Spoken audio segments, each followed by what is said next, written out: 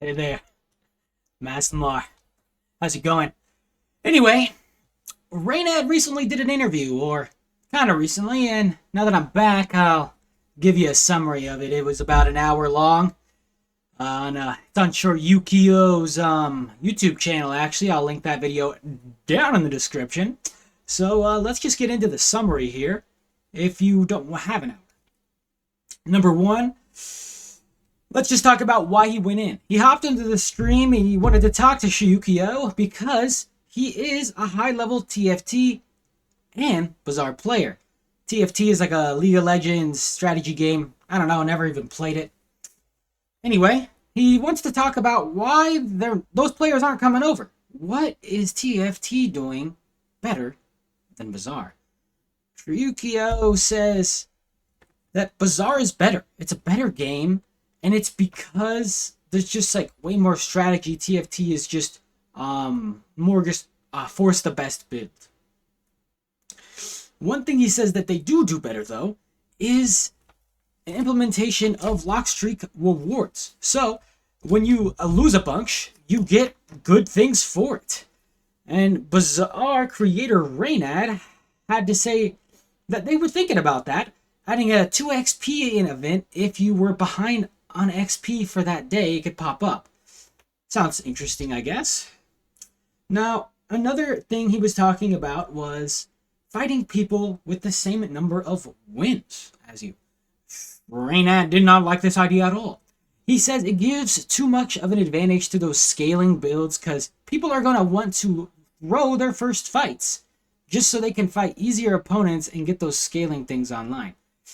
I agree. I don't think there should be any incentives to lose, but yeah, there's no really perfect solution. Another thing they talk about here is how during their development cycle, the Bazaar talked about how they were going to implement asynchronous matchmaking and kind of angry about how another game called Super Auto Pets and then a later game, Backpack Battlers, took the idea and did not credit them. What the heck?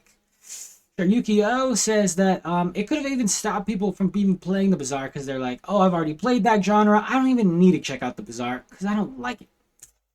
What a shame. I don't think that'd be most people, though. Now, another thing they talked about was the incentives for starting with a random loadout. That's what Backpack Battle does, I think they said. And it would be you get a random class, a random starting item, and you get an in-game bonus. You're going to be powerful because you picked the random loadout feature. This is interesting. Takes a little bit of strategy out, but makes it more fun. Maybe you just gotta improvise with whatever is given to you. Pretty cool, maybe. Another thing they said was, with such a small design team, it's hard to test all the stuff they have in the game. So they want to figure out how to make a PTR server so degenerates can just play all day and test the game for them. Okay. Another thing they talked about was how they changed all the passive effects to charge effects. Like Pufferfish, when you haste poison, went to when you haste charge this item, poison. Now, they said that they missed the Monitor Lizard in this because it has an active effect as well as that passive effect. It has the average 6 seconds haste an item. So that's the only reason it got missed, sorry. With the upcoming balance patch, will probably be coming around mid-January. They do come back on January 6th, and they should put out a balance patch on this mid-January, and they'll have some new things for us that are a surprise when it comes. I can't wait. Okay. They also talked about how there's going to be some new mechanics coming with Mac, or just in general, the transform mechanic. Now this is very interesting, so listen up. Cards like Virus are actually supposed to transform other cards into viruses, not destroy them. So it's spreading like a virus. Get it? Oh my gosh, it's genius. It's genius. Another card is the Balloon Bot in the Angry Bot. The Balloon Bot is supposed to turn into the Angry Bot once its balloon is popped. Genius! Okay, that sounds really cool. Okay. Another mechanic they're going to add, I don't even know what the surprise mechanic, but this is the second one they talked about, is an enchantment type thing that makes your card smaller. It's shrinking. Okay?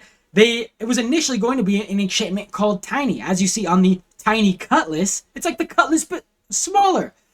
So that's not, it's going to be its own thing though. So you're still going to be able to have a tiny fiery Cutlass, but they're going to implement to where you could shrink cards. That's going to open up some crazy builds. You're going to be able to fit more cards on the board. It's going to be crazy. I really like that idea and the transform mechanic. I think it's going to blow everything out of the water. It's going to be freaking crazy. All right. Now, they did talk about a problem called not being able to find upgrades as easy.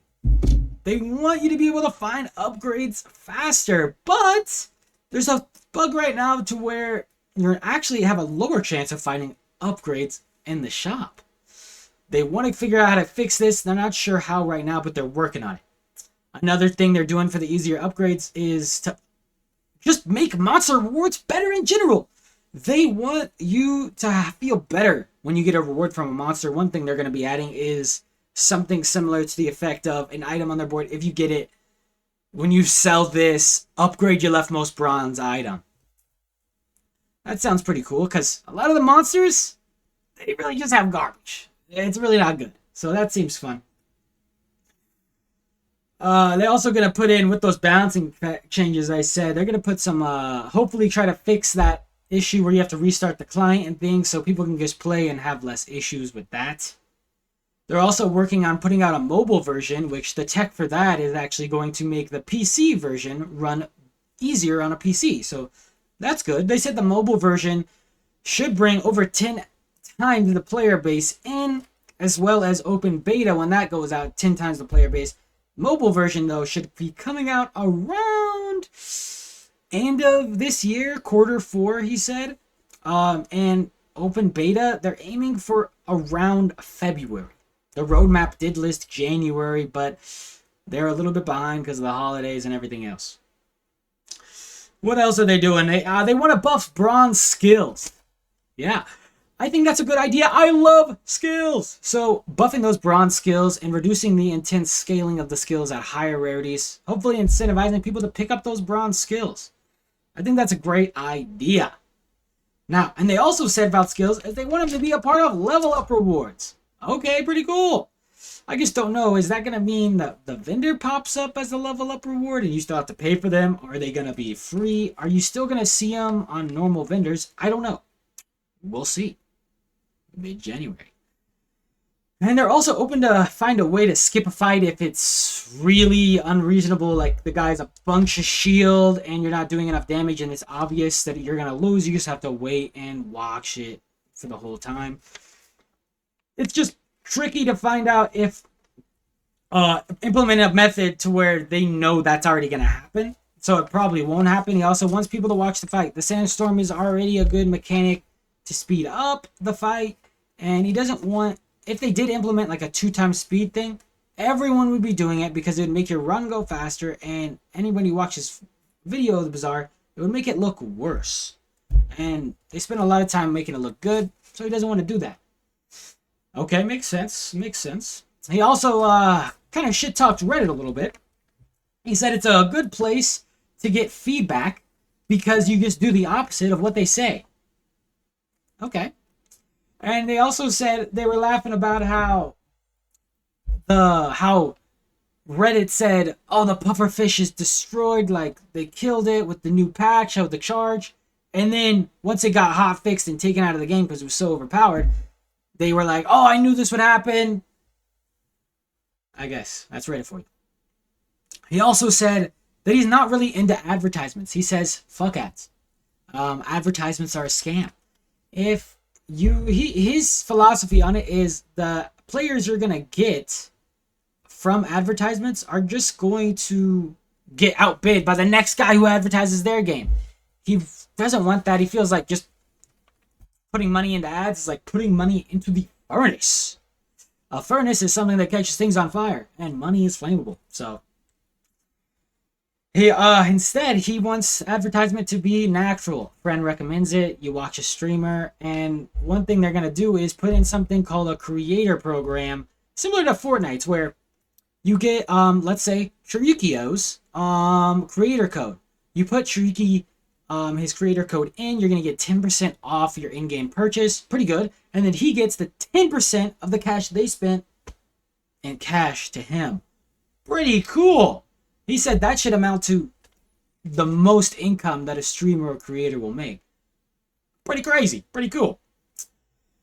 The last thing on the list here is that Reynad says he needs to play the game more. He has about 10,000 plus hours in the game, and now that he's finally made it, it's out, he enjoys people watching his creation more than actually playing it. He says he watches people stream, the regular streamers, all the time in the background while he does other things. And, well, that sounds nice, doesn't it? But he should get back in there. Get back in the bazaar there, Noodle. Anyway, that's the video. Just scared my cat with that clap. Thanks for watching. If you liked it, like it. If you want to see more, subscribe to the YouTube channel to get notified. Turn on those notifications, you know what I'm saying? Share the video with friends. Share with family. Share with everybody, okay? Thanks for watching the video. I'll see you next time in the bazaar.